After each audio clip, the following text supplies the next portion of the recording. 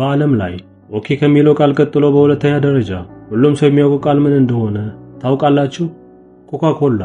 ዛሬ በደስታ የምንጠጣው የመጠጥ ታሪኩ የተጀመረው በጦርነት በህመምና በሞርፊን ሱስ እንደሆነ በነግራችሁስ የመጀመሪያው ኮካ-ኮላ ውስጥ እውነተኛ አደንዛዥ ዕፅ እንደነበር ታውቃላችሁ? እናም ደግሞ መጠጡን የፈጠረው ሰው በድህነት እንደሞተስ? ሰላም ጤና ይስጥልን ውድ የዩቲዩብ ቻናል ቤተሰቦች፣ እንኳን ወደ ቻናሉ በደህና መጡ። ዛሬ ወደ 1880ዎቹ አሜሪካ ተጉዘን ከአንድ ፋርማሲስት ኩሽና ተነስቶ ዓለምን ስለተቆጣጠረው መጠጥ አስገራሚ ታሪክ እናወራለን። እስከ ቪዲዮአችን መጨረሻ ድረስ አብረውን ይሁኑ።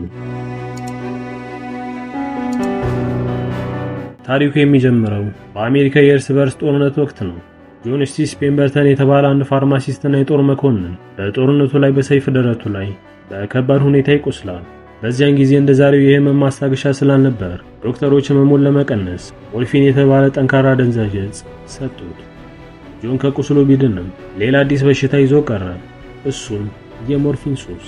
ህይወቱን ሙሉ ከዚህ ሱስ ለመላቀቅ የተለያዩ መድኃኒቶችን በራሱ መሞከር ጀመረ። ዓላማውም አንድ ነበር፣ ህመሙን የሚያስታግስለትና ከሞርፊን ሱስ ነፃ የሚያወጣው ተአምራዊ መጠጥ መፍጠር። በ1885 ጆን ፔምበርተንስ ፍሬንች ዋይን ኮካ የተባለ መጠጥ ፈጠረ። ይህ መጠጥ የአልኮል ወይን፣ ኮኬን የሚገኝበት የኮካ ቅጠልና ካፊን የሚገኝበት የኮላ ፍሬ ቅልቅል ነበር። በወቅቱ እንደ ነርቭ ማረጋጊያና የራስ ምታት መድኃኒት ተደርጎ በፋርማሲ ውስጥ ይሸጥ ነበር። ነገር ግን አንድ ችግር ተፈጠረ።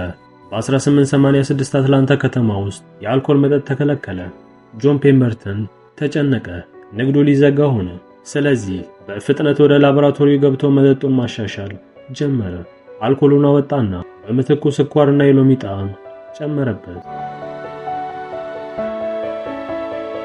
አዲሱ መጠጥ ወፍራም ሽሮፕ ነበር።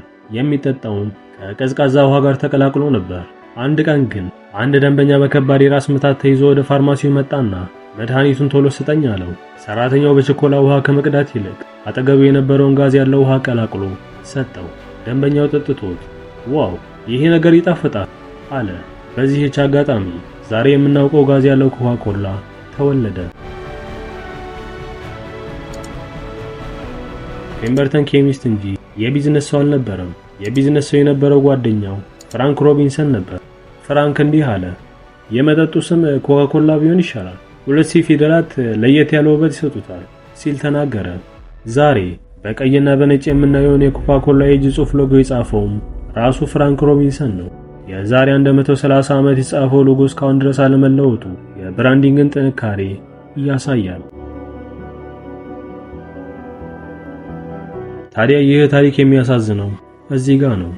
ጆን ፔምበርተን መጠጡ ተወዳጅ የሆነ መምጣቱን ቢያይም ከህመሙና የገንዘብ ችግሩ ግን አላላቀቀውም ነበር።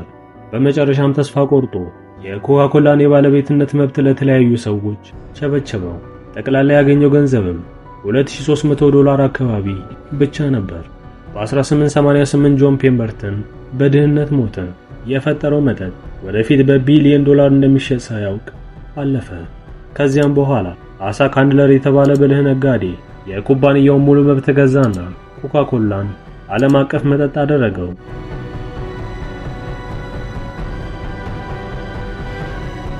ኮካ-ኮላ ታዋቂ የሆነ ሲመጣ ተመሳሳይ መጠጦች በዙ። በዚህም ምክንያት ኩባንያው አንድ ውሳኔ አሳለፈ። በጨለማ ውስጥ በእጅ ተዳሶ ብቻ የሚለይ ሲሰበር እንኳን ከስብርባሪ ኮካ-ኮላ መሆኑ የሚታወቅ ጠርሙስ መፍጠር። በዚህም መሰረት የኮኮዋ ፍሬ ቅርጽ ያለው ታዋቂው የኮካ-ኮላ ጠርሙስ ተቀረጸ።